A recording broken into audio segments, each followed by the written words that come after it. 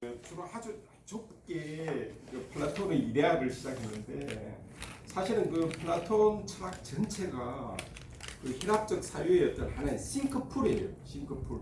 그러니까 오늘 우리가 이제 공부하는 이 헬레니즘 이 철학도 사실은 우리가 이제 이 텍스트에 나와 있는 이 몇몇 사람들 말고도 그 전성으로 혹은 그 텍스트가 없어지는 그 저작 같은 거 없어지는 어떤 그런 많은 철학자들이 그 어떤 형태로든 그 희랍 철학, 특히 플라톤과 아리스토텔레스에 대한 어떤 입장 표명을 하면서 자기 나름대로의 어떤 고유한 사유를 전개해 나간 거예요. 그래서 오늘 우리가 이제 공부하게 될 그 회의론자나 아니면은 그 쾌락적 사유나 아니면 쾌락주의자나 또 그 스토아주의 같은 것들이 다 전부 다 그 어떤 형태로든 플라톤의 혹은 아리스토텔레스에 대한 어떤 나름대로의 어떤 그 입장적인 어떤 차이를 분명히 하면서 자기들의 어떤 그 사유를 전개해 나온 거예요. 그 당시 이제 우리가 헬레니즘 시대라는 어떤 그 자체가 이미 그 폴리스라는 어떤 공동체 사회가 무너지면서 또 다른 하나의 제국주의가 탄생이 되고, 이런 사회 정치적 경제의 구조가 변동이 되면서 그 속에서 철학하는 사람들 자체도 철학적 내용 자체도 이제 바뀌게 됩니다. 말하자면 지극히 개인적인 그 마음의 평정. 그러니까 공통적으로 이 사람들이 그 궁극적으로 목표한 거는 내용은 다 달라도 궁극적 지향점은 어디에 있는가 하면은 개인들이 가지고 있는 어떤 그 마음의 평온, 이거를 이제 지향을 한 거예요. 그러니까는 우리가 회의론자들도 궁극적으로는 이론상으로는 어떤 그 감각에 대한 어떤 그 부정으로서 출발을 했지만, 궁극적으로 그 사람들이 노리는 거는 그런 어떤 지식의 오류 혹은 어떤 지각 종류의 여러 가지 어떤 오류를 지향을 지적을 하고 거기에 대한 대안으로서 자기들의 어떤 그 회의론적인 어떤 극단적 회의론이나 혹은 어떤 절충적 회의론을 제시를 하지만, 사실은 궁극적으로는 그 개인의 어떤 그 평온, 그걸 이제 우리가 희랍적으로 아타락시스, 그러니까 마음의 평온, 이런 걸로. 그러니까 이 회의론자들만 그런 게 아니라 이그 쾌락주의자로 대표될 에쿠리우스라든지 또 그 스타주의들의 어떤 그 전반적인 그 경향도 궁극적으로는 개인의 마음의 평온을 지향을 했다는 거죠. 그래서 우리가 이 점을 이제 우리가 철학적으로 우리가 한 발짝 물러나서 보면은 그 사회 정치, 사회 경제 구조와 그 철학적 내용 자체가 따로 떨어지는 게 아니라는 걸 우리가 알 수가 있는 거예요. 그래서 우리가 이제 플라톤이나 그 아리스토텔레스의 어떤 그 철학적 그 배경, 그런 다음에 그들이 궁극적으로 지향했던 바가 사실은 특정한 일정한 수를 가지고 있는 어떤 폴리스에 지향돼 있는 국가 정치 경제를 겨냥했다라고 볼 수 있죠. 그래서 우리가 이제 헬레니즘 시대로 들어오면은 이런 정치 사회 경제 구조가 바뀜으로써 그 철학적 지향점 자체도 결국은 개인의 어떤 그 평온함을 지향을 했다라고 이렇게 볼 수 있는데, 사실은 이걸 이제 우리가 조금 비판적인 관점에서 보면은 이 정치 사회의 어떤 그 구조가 그를 대항해서 또 다른 하나의 계몽적인 어떤 그 사유 사상을 제시했다라기보다는 오히려 궁극적으로 개인의 어떤 그 사적 평온을 위한 그 철학적 이론이 전개되었다라고 그렇게 볼 수 있어요. 그게 이제 우리가 이제 좀 이렇게 일반적인 어떤 의미에서 헬레니즘적 어떤 철학의 어떤 전통을 이제 그렇게 특정화 지을 수가 있고, 우리가 이제 실제 이제 구체적으로 이 회의론자나 아니면은 이런 그 쾌락주의자나 스타주의적 같은 것들을로 들어오면은 여기서 이제 그 각각이 그걸 대변하는 그 철학자들이 플라톤이나 아리스토텔레스의 어떤 철학의 어떤 입장을 이제 취했는가가 분명히 드러나는데, 특히 이제 플라톤의 이데아론에 대한 여러 가지 해석들, 물론 플라톤 자체 내에도 이제 그 이데아에 대한 어떤 그 근본적인 모순점들 혹은 문제점들이 발생하죠. 가령 이데아가 만약 실제라면은 그 실제가 또 다른 그 실제를 낳을 수 있는, 말하자면 제3인간형이라는 어떤 그 모순, 즉 무한 반복을 이루게 되는 어떤 그 이데아론 자체의 어떤 내재적인 어떤 그 논리적 어떤 모순들이 플라톤 자체 내에서도 내재할 뿐만 아니라 플라톤의 그 이데아론 자체를 플라톤 스스로 뭐 이렇다라고 규정한 게 아니라 여러 저술들에서 계속 그거를 이제 추구해 나가고 있는 어떤 과정이죠. 그거를 이제 회의론자들 같은 경우는 그 소크라테스에게 어떤 그 물음 자체를 극단화시켜서 결국은 그 물음 자체에 대한 끊임없는 그 자체가 결국은 하나의 어떤 분명한 어떤 그 정의가 이루어질 수 없는 어떤 방식으로 나타난다는 걸 보고 결국은 그 회의론적인 어떤 그 철학적인 어떤 포지션 자체가 이 감각 자체에 대해서 하나의 어떤 그 아주 단호한 철학적인 어떤 입장을 갖고 있죠. 즉 무슨 입장인가 하면은 우리가 보통 그 모든 그 지식의 어떤 그 근원 이때 근원이라는 말은 그냥 시작이라는 어떤 차원에서 우리가 이제 본다면 결국은 이 감각 자체에서 여러 형태의 어떤 지식이 나올 수밖에 없는데 이 감각을 자세히 보면은 그 각각의 개인마다 그 나타나는 어떤 그 방식이 다르게 나타나고 그거에 다르게 나타날 때는 시간이나 공간 혹은 그 상태 그런 다음에 그것이 어떤 곳에서 위치되어 있느냐에 따라 여러 형태의 어떤 조건에 따라서 그 감각에서 적혀야 되는 어떤 그 대상과의 관계가 나타나고 이 상이함이 나타난다는 그 자체는 하나의 특정한 기준을 정할 수 없다는 거죠. 이게 이제 회의론자들이 하나의 어떤 명제로서 내세울 때 감각에서조차도 우리는 확실한 그 진리의 기준을 발견할 수 없다 하는 식으로 철학적 명제가 탄생이 되고 이 철학적 명제에 나타나면서 곧 바로 그 다음적인 어떤 단계의 어떤 비판은 뭔가 하면 결국은 모든 지식은 확실하게 알 수 없다.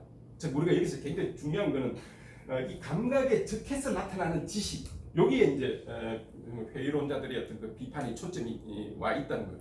그래서 그런 형태로 나타나는 혹은 그거에 적해서 나타나는 모든 종류의 어떤 지식조차도 우리가 믿을 수가 없는데 다른 형태의 어떤 지식 믿음은 하물며 더 믿을 필요가 있을 수 있겠느냐. 즉 아주 더 중요한 거는 여기에 밑에 뭐가 깔리는가 하면은 사실은 그 당시에 어떤 종교적인 어떤 그 믿음 혹은 그 종교 그 사회에 갖고 있는 어떤 그 관습 같은 거에 대한 사회 비판적인 점이 깔려 있어요.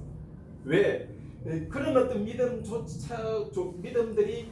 개인들로 하여금 끊임없이 어떤 불안 혹은 불안 및 어떤 그 불평정을 낳기 때문에 개인이 결국은 불안해할 수밖에 없고 그 마음 결국은 인간이 궁극적으로 가질 수 있는 어떤 아타락시스 시야를 누릴 수 없는 어떤 상태로 이룰 수밖에 없다라는 것을 이제 철학적 명제로서 이렇게 내면서 이제 비판하는 거죠.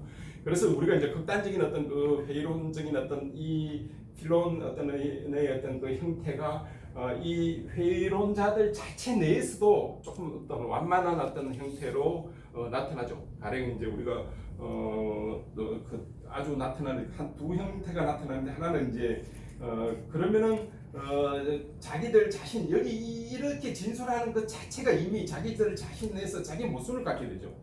왜냐하면은 그 감각적인 지식에 그 근거해서 나타나는 지식은 믿을 수가 없다, 믿을 수 없다라는 이 자체가 이미 하나의 어떤 또 다른 어떤 진술의 형태이기 때문에 말하자면 모든 것을 부정을 하는 어떤 그 진술 자체가 진술 그 스스로도 하나의 어떤 진리를 요구하는 어떤 하나의 어떤 진술 형태로 나타나는데 그 진술 형태가 자기 스스로를 다시 이제 모순할 수밖에 없는 왜 절대 진리를 부정을 할 때는 결국은 자기 진술조차도 부정할 수밖에 없다는 자기 모순이 빠지게 되죠.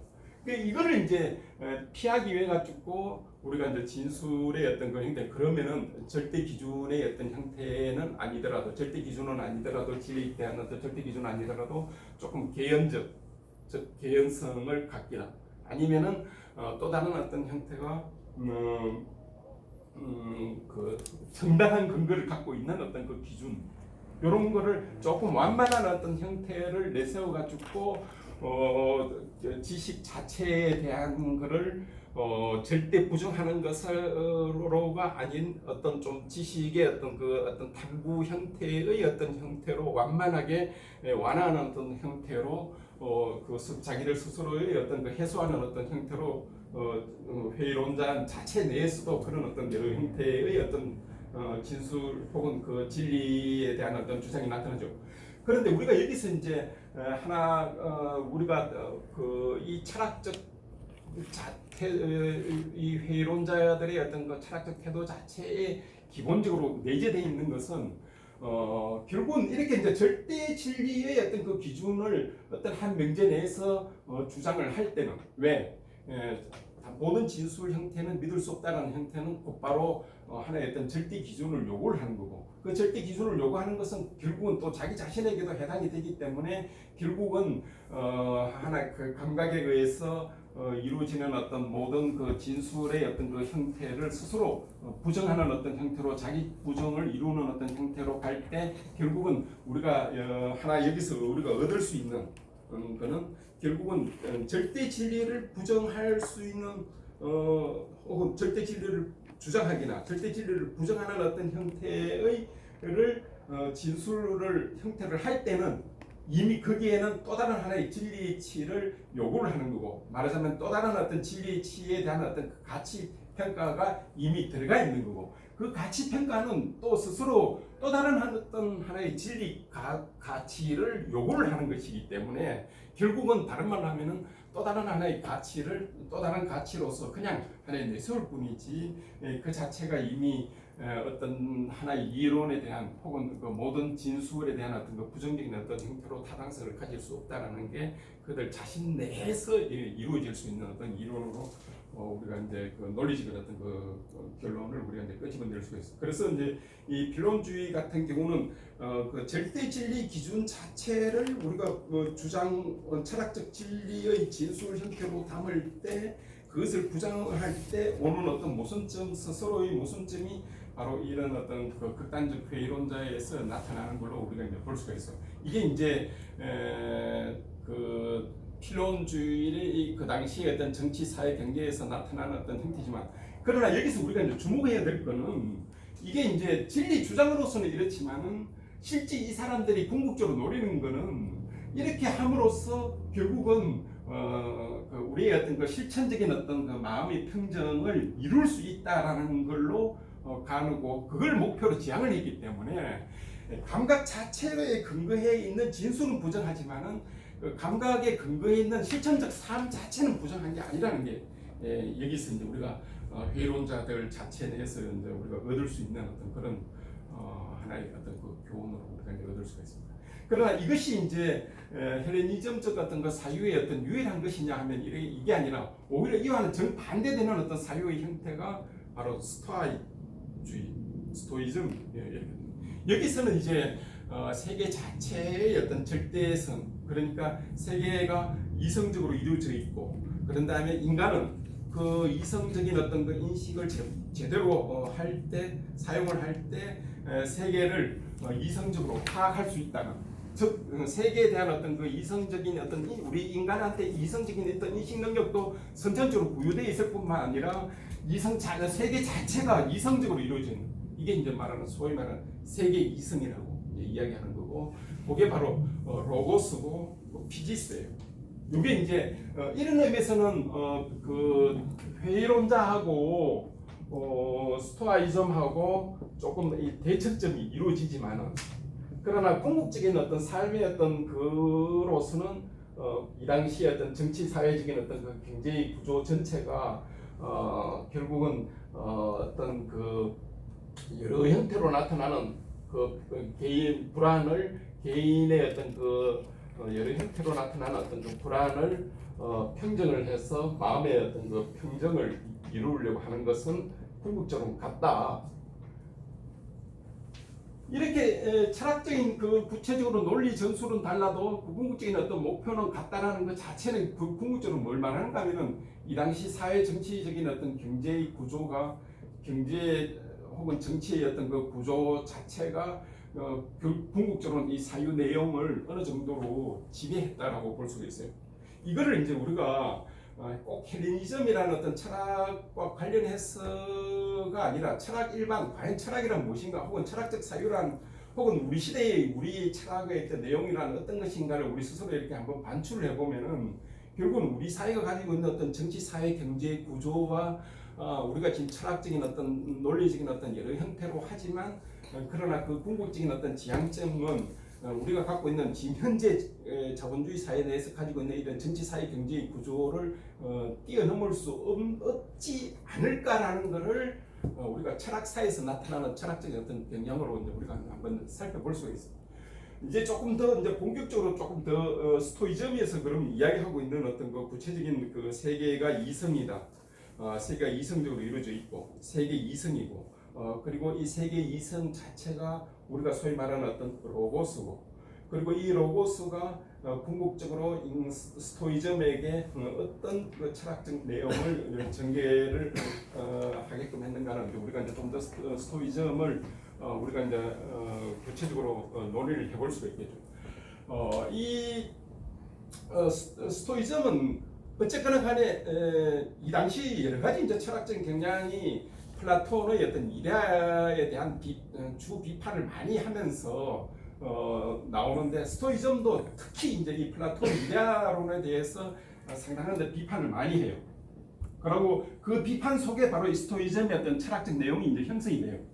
그래서 이제 우리가 처음에 이제 여러분들하고 시작을 할 때 왜 다른 걸 가지를 다 벗어버리고 플라톤 이데아를 집중적으로 우리가 공부를 했는가 하면은 그 뒤에 전개되고 있는 어떤 그 철학적인 어떤 주 흐름을 잡을 때 상당히 이 플라톤의 이데아론이 그 이후에 어떻게 수용이 되고 어떻게 또 비판이 되고 또 어떤 형태로 극복이 되는지가 그 뒤에 즉 우리가 바로 지금 오늘 공부하고 있는 이 헬레니즘에 대해 아주 정밀하게 드러나는데 특히 이 스토이즘에서 이제 이 플라톤의 이데아를 이제 어떤 형태로 비판을 하는가 하면 그 이전에도 이제 플라톤의 이데아에 대한 여러 가지 비판이 많아요. 특히 이제 이게 실제한다라고 할 때 우리가 실제한다라고 할 때 제일 먼저 우리가 갖게 되는 어떤 그 직접적인 표상은 어떤 겁니까? 마치 이 분필이 있는 것처럼 이렇게 실제하는 것처럼 이데아를 이렇게 이제 실제를 하게 되는 거고. 두 번째로는 우리가 볼 수 있는 이런 자연물, 가령 이렇게 나무, 산, 들, 강, 물 뭐 이런 것과 추상적인 게 있죠. 우리 인간한테 가는 추상적인 게 어떤 겁니까? 그 인간이라든지 우리가 지금 공부하는 이 철학 뭐 또 아니면은 오늘 우리가 공부하게 되는 특히 이제 중요하게 공부하게 되는 이 로고스 즉 이성 이걸 이제 이야기하는 이런 건 다 추상적인 개념이죠. 그러니까 마치 이런 어떤 연필이나 뭐 이런 분필이나 이런 땅, 흙 같은 거 이런 거에 대한 어떤 이데아하고 이런 어떤 그 철학이나 정의나 이런 것에 대한 어떤 이데아하고는 다르다. 실제 다르지 않습니까? 그리고 우리가 전번에 그 플라톤의 그 공부를 할 때도 특히 이제 파르메니데스에서 집중적으로 다루고 있는데 여러 형태의 어떤 그 이데아가 이렇게 실제하는 것처럼 이렇게 이데아가 있는 게 방식으로 아닐 수 있는 어떤 가능성들이 있음을 우리가 전번 시간에 이제 잠깐 공부를 했는데 그러니까 이런 여러 가지 어떤 문제점들이 발생하고 여기에 대한 어떤 것들의 어떤 그 입장을 취하는에 따라 이제 여러 가지 이제 철학적 입장이 많이 나와요. 그 중에 하나가 이제 이 스토이즘도 그런 입장이에요. 즉 무슨 이야기? 스토이즘은 무슨 건가 하면은 이런 그 철학이나 정의나 신이나 이런 거는 인간이 만들어낸 어떤 구성물로 보는 거예요. 스토이즘은 굉장히 중요해요. 이거를 지금 정확하게 이해를 해야 돼요. 구성물로 보는 거예요. 그건 이데아가 아니고. 우리 인간한테 유익하게 만들어낸 일종의 우리 인간이 개념적으로 만들어낸 어떤 구성물에 불과하다고 보는 거예요. 이게 오늘 여러분들이 이제 정확하게 차이를 구분해야지 오늘 공부의 어떤 그 핵심을 지금 이제 들어오게 되는 거예요. 그러니까 이런 거는 이데아가 있을 수가 있을 것 같은데 뭐 개, 저런 어떤 뭐 연필 이런 거는 실제 사물 자연물인데.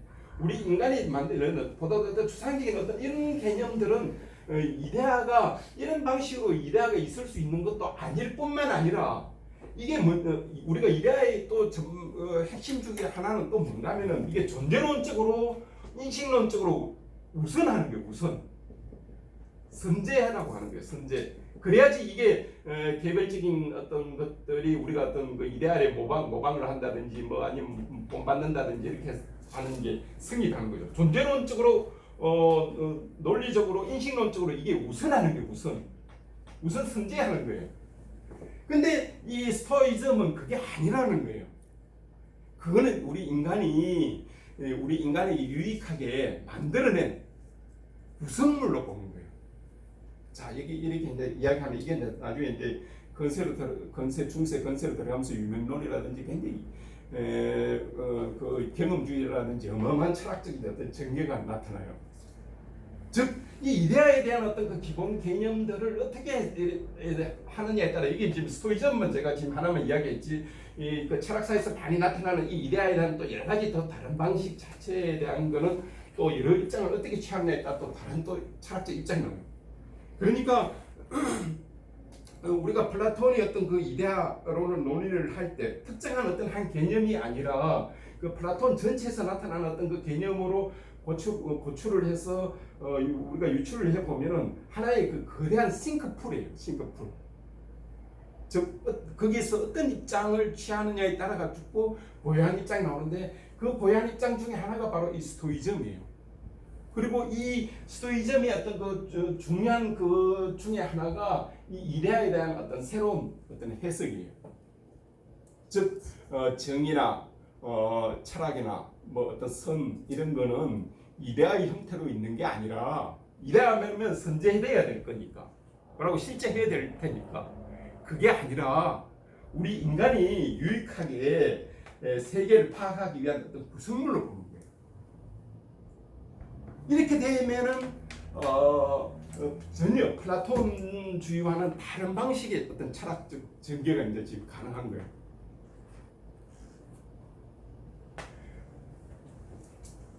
이제 이 구성물을 이제 만약에 또 우리가 이제 스토이즘의 어떤 이 스토이즘을 또 벗어나서 이 구성물을 그냥 이거는 그냥 이름뿐이지 이렇게 이야기할 수도 있을 거고 극단적으로 회의를 시키면 그게 스토이즘 그게 아닌 거예요.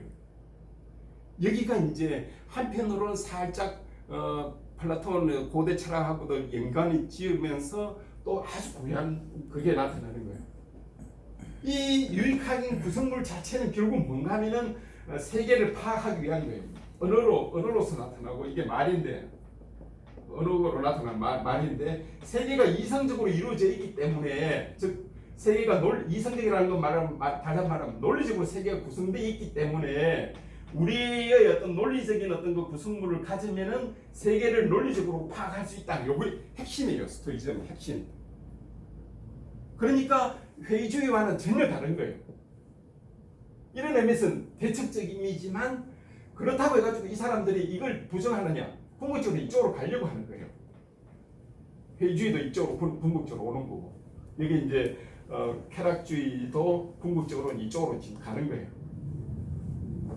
결국은 이 시대의 어떤 그 큰 담론은 이런 어떤 그 개론적인 어떤 그 논리적인 어떤 전개가 아니라 궁극적으로 인간의 어떤 그 개인, 특히 이제 개인의 어떤 그런 어떤 그 평정함, 마음의 평정 이런 거를 누리려고 했던 거고 그런 것의 어떤 배경에는 그 정치, 사회, 경제의 어떤 구조가 급격하게 하나의 어떤 제국주의 형태로 알렉산드리아를 통해서 그 당시 모든 폴리스가 무너지고 여러 형태의 어떤 군주적 어떤 그런 절대 정권이 들어서면서 그 정치, 사회, 경제의 어떤 구조가 변화된 거예요.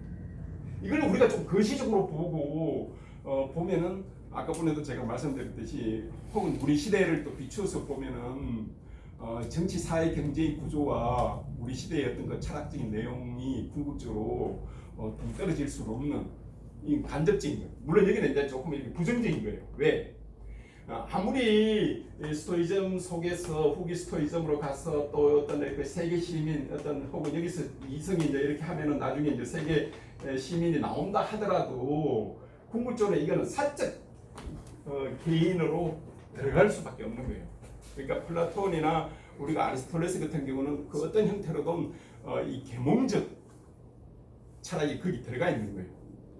즉 사회를 국가를 어떤 형식으로 만들고 이루어져야 되겠다 있지만은 여기는 그런 게 아니라 어떻게 하면은 궁극적으로 이렇게 돼서 궁극적으로는 인간의 어떤 그 구원, 즉 이때의 구원이라는 건 굉장히 조심해야 돼요. 우리가 구원은 두 가지 종류로 구분할 수 있는데 하나는 내재적 구원이 있고 하나는 외재적 구원이 있어요. 종교가 외재적 구원이에요. 말하자면 구원은 인간은 절대 종교에서 특히 그리스도교에서는 절대 개인에 의해서 이루어지는 게 아니에요. 그러나 여기서의 구원은 구원 혹은 이런 거를 마음이 청정하는 거는 내재적 어떤 그 구원을 이루어지는 거예요. 물론 이제 이게 이제 스토이즘이 이제 후기로 가면서 왜 그리스도교적인 어떤 거를 또 받아들일 수밖에 없는가에 대한 어떤 철학적인 어떤 그 기근이 나와요. 왜 이렇게 해도 누구는 구원을 받고 그렇지 않습니까? 누구는 구원을 받고 누구는 구원을 받지 못하고 또 구원을 받더라도 어느 놈은 요새 뭐 부자가 왜 코로나를 피할 때 굉장히 특수한 집에 가서 특수한 어떤 형태로 구원을 받는 어떤 형태로 나타났듯이 여기도 고스란히 그런 빈부격차에 의한 것들이 궁극적으로 이거를 결정지어주게 되는 어떤 게 나타나는 게 이제 현상적으로 나타나니거든요. 자 이제 조금 더 우리가 이제 구체적으로 스토이즘의 어떤 이런 로고스, 세계 이성, 왜 자연법, 그런 다음에 세계 시민 어떤 그런 것들이 이 스토이즘에서 나타나는가는 이 로고스 개념으로 우리가 이제 조금 더 좀 상세하게 공부를 우리가 한번 해봐야겠죠.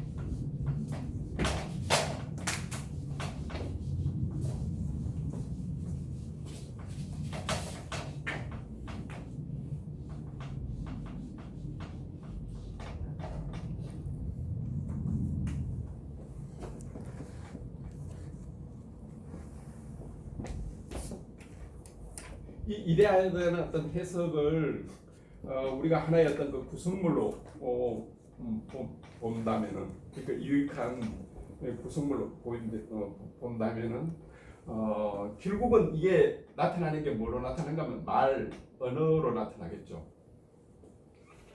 이제 이게 스토이즘에서 말하는 소위 말하는 어떤 그 논리학이라는 거에서 이제 다루는데 그러니까 세계가 만약에 논리적으로 구성되어 있다면 논리적으로 구성되어 있다면 인간은 이런 그 이성적 혹은 우리가 이제 세계를 파악하기 위해 가지고 있는 어떤 언어 단어를 통해서 그런 다음에 이게 문장을 통해서 이렇게 해서 세계로 이해를 할 수 있게끔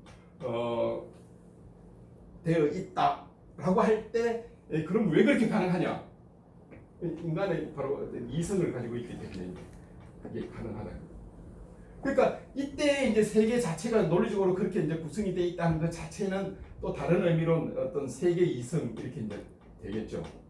이게 이제 사실은 로고스예요. 근데 실제로 우리가 이제 세계 이성하고 그 우리 인간 이성하고 이 사이에 지금 뭐가 끼어듭니까? 이 중간 사이에 뭐가 지금 끼어들어요?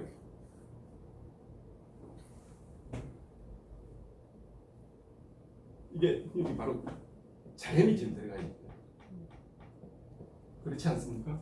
자연이 있어야지 이제 우리가 인간 이성이 다른 의미로 하면은 이거는 어떤 그 물질의 어떤 그 형태로 될 거고 이걸 자연을 이제 총체적으로 보느냐 개별적으로 보느냐에 또 따라 다르겠죠.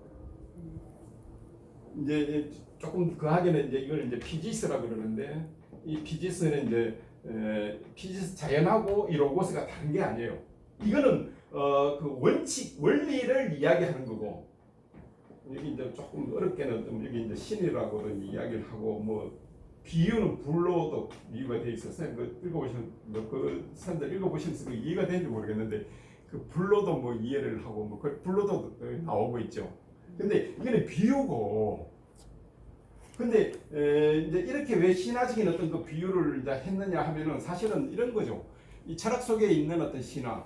그러니까 철학하고 신화하고 구분되는 의미에서 신화 말고 철학 내에서 신화적인 어떤 그 비유가 나오는 거는 뭔가 하면은 가령 뭐 사랑이 뭐 어떻게 이루어지느냐, 그 왜 남자는 여자를 이렇게 반드시 찾으러 가야 되느냐는 신화적으로는 어떻게 되어 있는가 하면 원래 이렇게 상도이로 만들었는데 그게 이제 그 인간으로 되면서 쭉 갈라졌으니까 이렇게 이제 설명을 하는데 신화적으로 설명을 하는 거죠. 그렇지만 더 이상 논리적으로 어떻게 설명할 수 없는, 그렇지 않습니까? 우리가 왜 굳이 남자가 여자를 찾아야 되고 여자가 남자를 찾아야 되는지는 그냥 생리학적으로 뭐 여러 형태로는 설명할 수 있지만 절대 총체적인 설명은 아니에요. 그게 여러 형태로 뭐 생리학적으로 물리학적 뭐 무슨 뭐 이렇게 설명하지만 그게 부분적인 거고, 뭐 진화론적으로 뭐 여러 가지 사회과학적으로 뭐 이렇게 설명할 수 있지만 다 그게 부분적인 거지만 그걸 들어도 또 아닌 것 같기도 하고 또 약간은 맞는데 또 좀 부족, 그런 게 있잖아요. 그게.